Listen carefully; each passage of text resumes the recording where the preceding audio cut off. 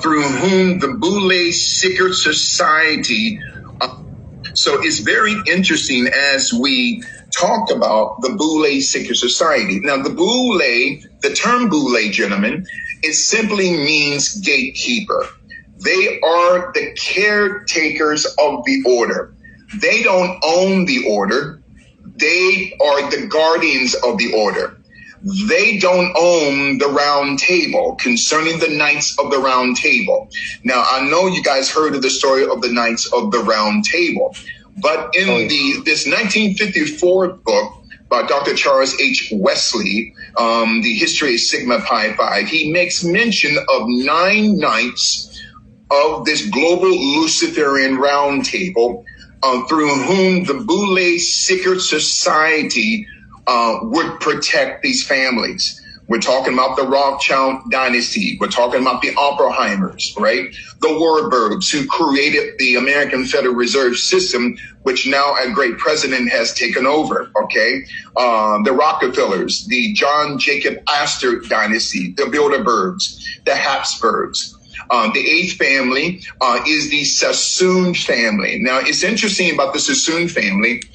They were the first family on earth to create the global drug trade, which they do to this very day, present day, in the Golden Triangle of Afghanistan, Pakistan, Turkmenistan, Kyrgyzstan, okay, South Vietnam, South Korea, throughout the Golden Triangle. So then the Sassoon family controls over half of the global drug trade in this world. And as a quick side note, as we're talking about the greatest global cover-up in human history, 40% of the American GDP, or gross domestic product, depends, gentlemen, upon the legal and the illegal drug trade. Let me say this again, 40% of the gross domestic product in this country depends on drugs. So if our government would stop the drug trade, the economy of the United States would fall,